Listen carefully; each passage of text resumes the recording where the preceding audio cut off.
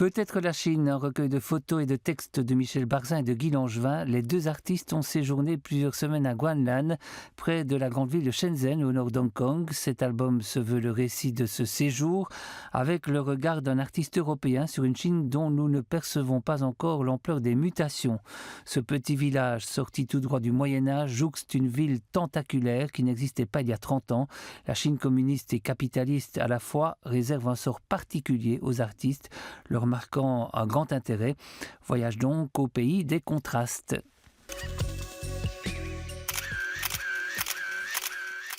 Bonjour Michel Barzin, savez-vous que vous êtes le recordman de l'album? Parce que vous êtes pour la deuxième fois notre invité, mais pour une bonne raison qu'on va expliquer à nos téléspectateurs, c'est qu'aujourd'hui, votre vie, votre parcours de vie, on l'a vu dans un album précédent. Ici, on va parler d'une aventure que vous avez vécue ces derniers mois. Un voyage en Chine, un voyage de plusieurs semaines, dans le cadre d'une biennale, la biennale de Guanlan, donc c'est près de Shenzhen. Oui. Et Shenzhen, pour être plus précis, c'est à 100 km de Hong Kong, à peu près, c'est ça? À une heure, c'est ça. De route, quoi. Ouais. Alors comment d'abord avez-vous établi ce contact avec la Chine? Mais en fait, j'ai entendu parler de Guanlan par des amis, et puis dans le milieu de la gravure, on sait ce qui se passe dans le monde, quoi. Et donc, je savais qu'ils offraient des résidences à des artistes, donc j'ai posé ma candidature, qui a été acceptée, quoi. Ça, c'était en 2011, et j'ai passé un mois là-bas pour travailler, quoi. D'accord, alors on va découvrir un petit livre, on est sorti, peut-être la Chine, pourquoi peut-être? Mais parce qu'avec un ami québécois qui était là en même temps que moi, Guy Langevin, on a décidé de faire quelque chose sur la Chine, un petit bouquin, un petit ouvrage avec des textes et des photos sur notre expérience de la Chine du mois qu'on a passé là-bas. Et donc, c'est pas vraiment la Chine, c'est notre Chine, quoi. C'est votre Chine, telle que vous l'imaginez et telle que vous l'avez vécue aussi, voilà, d'une certaine manière. Donc, voici ce village, on l'a sur ce journal chinois. Donc, c'est un vieux village qui date de quelle époque? Il a 300 ans, à peu près. Et comment peut-on le décrire? Ce sont de très jolies petites maisons, parfois mitoyennes, mais avec des allées et des courettes, et des jardins partout, des fleurs partout. Il y a aussi, il est entouré de tours, des tours de garde superbes, un peu siamoises comme ça, et toutes différentes. Ça, c'est assez unique. Les maisons sont vraiment des maisons chinoises avec des portes lourdes et tout ça. Et par exemple, les gonds des portes, c'est les portes elles-mêmes qui font le gond, par exemple. C'est des maisons en pierre. Enfin bon, c'est très, très, très, très beau, agréable et avec air conditionné. Donc ça, c'est pas mal, quoi. Ça, c'est la Chine d'aujourd'hui. Voilà. Quand vous arrivez en Chine, vous venez par Hong Kong, j'imagine. Oui. Vous entrez alors en Chine. Et à Hong Kong, maintenant, fasse partie intégrante de la Chine. Oui. Quelles sont les premières impressions? Donc, en arrivant à Hong Kong, ce qui m'a étonné, c'est qu'il y avait beaucoup de Chinois, quoi. Vraiment beaucoup de Chinois. C'est assez normal. Je m'y attendais, mais il y en a vraiment beaucoup, quoi. Et qui sont très, très accueillants, aussi très serviables, etc. Et donc là, j'ai pris le bus avec mes histoires, mes valises et tout, jusqu'à l'hôtel, parce qu'on avait une nuit d'hôtel. Et puis, ça grouille, il fait chaud, il fait humide, c'est tropical. Et vraiment, il y a de la vie, quoi. C'est vraiment énorme. Et alors, ce sont des buildings à Hong Kong, des buildings. Il y a une amie qui appelle ça, qui vit dans un building comme ça, qui appelle ça des shake hand buildings, parce que les buildings sont tellement rapprochés que le matin, en se levant, ils peuvent saluer le voisin par la fenêtre, quoi. Se serrer la pince, quoi. Mais c'est assez moderne, donc, et ça n'arrête pas. Donc ça pousse verticalement, quoi. Et ils sont des buildings très fins, très élégants. On dirait une boîte d'allumettes verticale, quoi, dressée. Et donc, ils n'arrêtent pas. Quoi. Alors ça, c'est la Chine du 21e siècle. La ville de Shenzhen, à 1 heure de là. Votre maman l'a connue il y a 30 ans. Ouais, combien d'habitants il y a 30 ans? Combien aujourd'hui? C'était un village de 300 habitants. Et puis, sous Deng Xiaoping, ils ont décidé de faire quelques centres économiques en Chine, et notamment dans ce village de Shenzhen. Et là, aujourd'hui, il y a 26 millions d'habitants. Ah oui, c'est donc, impressionnant.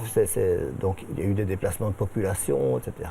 Mais il y a des gens qui arrivent, là, qui veulent venir. Donc, c'est une ville qui se développe encore aujourd'hui. C'est tout le phénomène de l'exode rural que la Chine vit aujourd'hui. C'est ça. Et donc vous partez de Shenzhen, où vous n'y êtes pas encore arrivé, c'est peut-être plus loin que Guanlan. Donc vous arrivez à Guanlan et là, vous vous retrouvez dans un cadre qui est une Chine beaucoup plus ancienne, évidemment. C'est ça. Donc ils ont vraiment consacré ce village à des résidences d'artistes. C'est d'artistes graveurs, il faut dire. Donc c'est une base de graveurs, pour graveurs, quoi. Alors on le verra, je pense, c'est ici dans ces photos.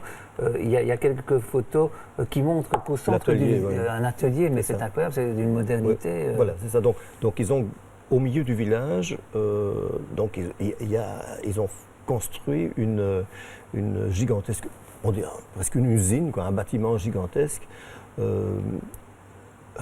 Pour nous, c'est un luxe incroyable, quoi, parce qu'on a toutes les techniques de la gravure, de la litho à l'eau forte, au bois ou à la sérigraphie. Tout ça, c'est avec des équipes d'imprimeurs, avec du matériel fantastique et des studios pour les artistes. Donc on va loger dans nos fantastiques vieilles maisons. On a une maison par artiste, c'est quand même pas mal, quoi. Et où il y a living, enfin il y a tout. Et on va travailler le matin, toute la journée, après avoir déjeuné de nouilles et du riz, enfin tout ce qu'on veut. Et puis le midi, enfin on est logé, nourri et blanchi. Donc, tout à fait. Alors, on parlera de la vie au quotidien. Peut-être encore un mot, ce contraste entre caractère ancien du lieu et la modernité. Vous m'avez montré, c'est toujours à l'état de projet. C'est ça. Projet d'un musée, c'est pas n'importe quoi. Voilà. Donc ça, c'est en construction maintenant. C'est en construction. Vu parce que j'y suis retourné maintenant, mais donc ça, c'est en construction. Ça va être un magnifique musée avec une architecture tout à fait contemporaine. Destinés à montrer leur collection de gravures. D'accord. Alors, donc vous arrivez là-bas. On voit ici d'ailleurs l'intérieur d'une des maisons. Voilà. Ça, c'est le living. Voilà. Puis, voilà. Donc vous arrivez là-bas. Alors quel est le projet? Donc vous travaillez librement pendant quelques semaines. Voilà, donc on est invité. En fait, c'est une base du gouvernement chinois. Donc on est invité par le gouvernement, délégué qui délègue à l'administration du lieu. Et on est là pour travailler, faire des éditions de gravures. Et on doit en laisser 8 exemplaires pour leur collection. Ils les vendent, enfin ils font ce qu'ils veulent avec. Et nous, on ramène le reste de l'édition. Donc moi, j'ai ramené 15 gravures, ou un peu moins, enfin 12 gravures, je crois. Et voilà. Alors on va voir deux de ces gravures. Alors quand on part dans un autre lieu, une autre culture, une autre civilisation, vraiment, on peut même dire une autre planète, d'une certaine manière. Tout à fait. Pour un artiste comme vous, ça change évidemment les clés au niveau de l'inspiration, de l'approche du travail. Oui, c'est-à-dire qu'il n'y a aucune espèce de raison au monde qui pourrait faire qu'un artiste ne se servent pas du lieu. Il n'y a aucune raison de voyager. Moi, j'ai un atelier chez moi, je n'ai pas besoin d'aller... Si c'est pour faire la même chose que chez moi, ça ne tient pas debout, quoi. Donc, évidemment, ça m'intéressait de me laisser inspirer par cette Chine que je ne connaissais pas, quoi. Quelles ont été les incursions de la Chine dans votre travail? D'abord, j'étais assez fasciné par les tours. Donc ces tours-là m'intéressaient. Et donc j'ai fait une gravure avec des tours. Et la deuxième gravure, il y a un petit chemin entre ce petit village et l'atelier. C'est 500 mètres, et donc on fait ces 500 mètres-là tous les matins, et tous les midis et tous les soirs. Donc il y a de très beaux arbres qu'on ne connaît pas, je ne les connais pas, je crois. Et, il y en avait un qui m'intéressait particulièrement. Je le trouvais vraiment très beau. Enfin, voilà, on a une histoire entre cet arbre et moi, quoi. Et donc, la deuxième gravure, c'est ça. D'accord. Les techniques utilisées là-bas sont les mêmes que chez nous. Tout à fait. Mais la gravure, c'est universel. Hein. D'accord, c'est ça. Donc il n'y a pas de surprise. Tout de même, quel est votre rapport aussi à l'écriture chinoise, à la calligraphie? On a quelques exemples ici. Hein. Donc, au-delà du fait que c'est difficile de lire évidemment l'horaire en chinois, on a bien compris. Ceci, vous m'avez dit que vous ne saviez pas ce que c'était. Non, j'ai toujours pas déchiffré, mais c'est en tout cas 2013, j'ai su lire, 5 et 15 aussi, c'est tout quoi. C'est tout, mais vous ne savez pas le contenu. Il vaut peut-être mieux. Mais je faisais confiance. Hein, donc, voilà. Oui. Et alors, ça c'est amusant aussi, c'est votre nom? Oui, ça c'est Barzin. Barzin. Alors justement, vous, quel regard portez-vous? Parce que l'écriture chinoise, on a l'impression que quand ils écrivent, ils sont leurs propres artistes au fur et à mesure que l'écriture se déroule. C'est fantastique, hein, la manière dont on écrit le chinois, dont on le dessine, on le calligraphie, c'est fantastique. Il y avait une traductrice là, qui me disait, donc elle venait de sortir de l'université, et elle me disait qu'après avoir fait l'anglais, elle va faire le chinois, elle va approfondir le chinois pendant 5 ans parce qu'elle ne connaissait pas encore assez bien le chinois. Donc c'était une universitaire. Quoi. Donc c'est extrêmement compliqué. Je ne sais pas combien il y a d'idéogrammes. C'est pas non plus, mais donc elle continue après pour perfectionner sa langue. C'est ça. Donc, et alors ils ont aussi des systèmes pour apprendre aux gosses à écrire, à calligraphier, qui sont donc les pinceaux, c'est la manière dont ils les tiennent. Voilà, c'est impressionnant. Nous, on se sent un peu avec nos bics, c'est pas terrible. Oui, quoi, ça c'est un fait. Mais ou avec les fourchettes aussi. Hein, c'est un fait. Alors, quels sont les contacts noués avec la population, avec vos hôtes? Donc, dans ce village, c'est un village vidé de sa population, puisque ce sont des artistes qui séjournent, mais tout de même, il y a tout un accompagnement, un encadrement, on peut dire ça? On peut dire ça. Donc, il y a. Par exemple, donc il y a l'administration qui emploie beaucoup de monde. Il y a donc les techniciens qui impriment toute la journée et qui aident, etc., éventuellement les artistes. Et puis il y a tout un bataillon de techniciens et techniciennes de surface. Il y a une blanchisseuse qui est là. Bon, il y a une batterie aussi de cuisiniers. Voilà, donc je veux dire, ça draine beaucoup de monde. Il y a aussi un bistrot avec 2 tables, avec 2 places. C'est moins grand qu'ici. Donc. Et il y a aussi une petite pièce avec une table de thé, donc pour la cérémonie du thé.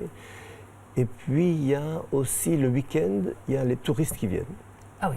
Voilà, les touristes peuvent venir voir. On peut venir vous voir travailler jusque-là, oui.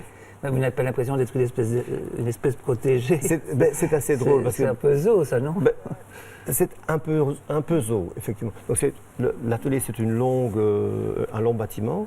Et en fait, à l'entrée, il y a un espèce de hall fermé. Donc c'est du verre, et on peut venir nous voir comme dans un aquarium, quoi. On ne peut pas vous donner à manger. Non, parce que c'est surveillé. C'est surveillé. Il y a ne pas nourrir les graveurs. Au-delà de l'approche un peu humoristique, mais quelle est l'approche alors justement, les visiteurs, ces touristes, etc., qui viennent, ce sont des touristes qui s'intéressent à l'art, qui s'intéressent à la gravure. Oui. Vous n'avez pas de contact direct finalement avec eux? Non. On n'a pas de contact direct. On pourrait en avoir. Il suffirait de sortir et de parler. Le problème, c'est la langue, évidemment. Oui, bien sûr. Donc on a les Chinois sont. Ça, c'est une chose que je n'ai pas dite, c'est que c'est vraiment. Donc j'ai voyagé un petit peu par-ci par-là, mais je n'ai jamais eu ce sentiment d'avoir devant une civilisation autonome et aussi différente et que là, quoi. C'est vraiment. La Chine, la Chine. Ils n'ont pas été envahis, il n'y a pas d'influence, etc. Ils sont solides, quoi. C'est 1,350 milliard, ils n'ont pas besoin de nous, quoi. Oui. Vous soulignez le fait qu'ils sont très accueillants. Oui. Et aussi très directs. Très directs et qui tiennent un discours sur la paix, c'est ça? Oui, tout à fait. Donc tout ceci, c'est évidemment pour de la promotion de la culture chinoise, mais aussi de l'échange, quoi. Donc, et c'est très présent, quoi, dans les discours du prix, là. Tout le monde parlait de paix, etc. Donc c'est vraiment... je n'ai pas l'impression que c'est parce qu'ils ont peur d'autre chose. Je crois que c'est vraiment dans leur culture. Le bouddhisme, c'est omniprésent, hein, donc c'est vraiment quand même... Et je crois que les autorités chinoises souvent se vantent du fait qu'ils n'ont jamais envahi effectivement un autre pays. Il y a quand même le Tibet. Un petit peu, et en bas aussi le Vietnam. Oui, aussi, mais de manière générale, il y a eu pire, dirons-nous. Oui, ils ont aussi une histoire très, très difficile, quoi. Hein, c'est ça. Nous, on a été... C'est un continent, hein. C'est ça, en soi, c'est un continent, la Chine. Oui, mais oui, c'est énorme. C'est aussi beau. Il y a une beauté dans cette civilisation, quoi. Qu'on n'a pas, qu'on a à peine connue, quoi. Mais en fait, ça donne envie de les connaître mieux, quoi. De les connaître mieux. Bon, on nous donne aujourd'hui des images de la Chine qui sont aussi des images d'une classe de riches, de nouveaux riches qui aiment bien étaler un peu bling-bling, qui aiment bien étaler leur richesse et qui s'intéressent évidemment à l'art, au marché de l'art. Est-ce que vous avez eu de contact avec ces gens-là? On n'a pas eu de contact, mais on les a vus. Ça existe, c'est vrai. Vous les avez vus? C'est vraiment vrai. Ah oui. C'est vraiment vrai. C'est quoi, c'est clinquant? C'est très clinquant, c'est démesuré, c'est clinquant, c'est inouï. Et manifestement, j'imagine, je peux pas l'affirmer mais j'imagine qu'il y a des différences sociales assez sérieuses, quoi. C'est ça. Parce que c'est bon. Enfin, à Hong Kong, il y a dans une vitrine, il y a une Lamborghini, par exemple. Et ici, ça se trouve pas toujours. Il y a Bugatti et des choses. Ça existe maintenant, quoi. Donc voilà. Et tout ça, ça brille effectivement. Très fort. Oui, très fort. Alors, le processus aussi, c'est à un moment donné, ils octroient des prix. Vous êtes d'ailleurs des lauréats de la Biennale 2013. Voici ici les œuvres de tous les lauréats, c'est bien ça? Voilà, donc ils font une biennale, donc tous les 2 ans, une expo de gravures. On envoie des gravures et ils choisissent, il y a un jury qui choisit des gravures. Et ils choisissent pour l'exposition, ils choisissent 270 gravures. Je crois qu'ils en ont reçu 3400, un truc comme ça. Donc ça, c'est donc très gai de faire partie de cette sélection. Et puis là, j'ai eu la surprise de recevoir un prix en plus. Donc ça, c'était... Voilà. Pour cette gravure-ci, alors, qu'on a vu tout à l'heure. Avec l'arbre... C'est ça. Quels étaient les contacts entre les artistes? Alors, il faut aller chercher le prix. donc on y est allé, quoi. On y est allé, donc bon, il y avait 15 lauréats, donc ceux-ci, et donc par exemple il y a de nationalités différentes. Il y a quelques Chinois, mais il y avait 3 Polonais, il y avait une Africaine du Sud, je sais pas comment, une Sud-Africaine, il y avait un Espagnol, et tous ces gens-là. Mais il y a aussi des résidents qui sont là, hein, qui continuent puisque c'est ouvert toute l'année. Donc il y avait des Australiens, il y avait des Américains, et donc on vit ensemble, donc il y a des contacts, c'est ça qui est extraordinaire. Donc on continue les contacts professionnels, et on parle de gravure, c'est ça, et d'art. Donc c'est vraiment un processus extrêmement intéressant. Mais ils réussissent à atteindre leur but, ils atteignent leur but, puisque c'est l'échange, et l'échange pas seulement entre Chinois et étrangers, mais les étrangers entre eux aussi, etc. Donc ça fait des maillons. Ça fait un peu penser au processus de la Villa Médicis à Rome, mais on a ça ailleurs en Europe. Il y a ça, il y a un centre comme ça en Belgique, en Flandre, hein, c'est le centre Mazeré-la-Casterlet. c'est un centre extraordinaire aussi. Bon, c'est plus petit, etc., mais c'est la même idée. C'est la même idée. D'accord. Oui. Il en faudrait peut-être un en Wallonie aussi, non? Je trouve qu'il est grand temps. Mais c'est ça aussi, il faut croire dans la culture. Hein. Oui. Moi, je suis persuadé qu'on est indispensable. Hein. Sans la culture, c'est la barbarie. Mais hein. c'est la réponse qu'il nous donne aussi, parce que c'est une société qui aujourd'hui, bien qu'étant toujours officiellement communiste, d'un point de vue économique est totalement capitaliste, et donc orientée sur le profit, mais qui visiblement investit aussi largement dans la culture. Et quand vous dites largement, c'est très largement. Ah oui. Ils y croient. C'est Ils ça. croient en la culture. Quoi. Oui. Et l'art, etc. Et donc, c'est vraiment, ça fait partie de la société, quoi. Hein. C'est ça. Et je trouve qu'on a vraiment quelques leçons à tirer, quoi. Pour terminer l'émission, on ne va pas parcourir vraiment tout le catalogue de la Biennale, mais tout de même, je vous laisse peut-être le manipuler, mais ce qui est frappant, c'est que c'est très diversifié. Quoi. Il y a vraiment oui, c'est ça. Donc, tous les genres, toutes les... Donc on va d'abstraction à des choses très très classiques aussi. Et ça c'est très classique par exemple ceci. Mais c'est de la qualité, quoi. Je veux dire, c'est gravé. Bon voilà, on va dans tous les sens. C'est ça. Il y a des Ils sont en train de constituer une impressionnante collection. Ah oui. Alors oui. Vous allez retourner, vous pensez retourner un jour? Vous êtes le premier Wallon, je pense, à avoir séjourné. Oui. Non, mais c'est clair que parce qu'il y a aussi, on est dans le calme pour travailler. Je veux dire, on travaille bien. Il n'y a pas de contingence matérielle auquel comment on dit, l'intendance est là. C'est ça, il n'y a pas d'urgence, il n'y a pas de téléphone. Il y a éventuellement Internet si on veut, mais je veux dire, on est tout à fait... on travaille, quoi. C'est ça. Et donc, c'est fabuleux, quoi. Donc, ça, c'est une chose. Et donc, j'y retournerai volontiers, quoi. Vous y retournerez volontiers. Voilà, ouais. Quels sont vos projets aujourd'hui? Aujourd'hui? Oui. Enfin, aujourd'hui, dans les jours qui viennent aussi. Aujourd'hui, je ne sais pas ce que vous allez faire aujourd'hui dans votre journée. 1 kilomètre de nage à Theux, hein, vous savez que je fais ça. Hein. Mais là, je participe à une exposition en Serbie, à Niš. J'avais été travailler l'année passée aussi à Niš, et donc ça c'est une grosse expo. Et puis ça c'est en juillet, et au mois d'août, il y a la Biennale de Trois-Rivières, où je vais retrouver Guy Langevin, qui lui, entre parenthèses, va revenir à Libramont pour donner un stage de litho.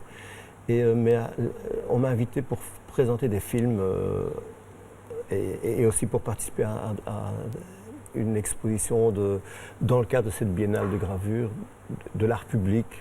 Donc ce sera mis dans des vitrines dans la rue. Quoi, dans la rue, ah oui, c'est voilà. Donc ce sont des grands trucs de 2 mètres, c'est de l'art numérique. Quoi, voilà. Très bien.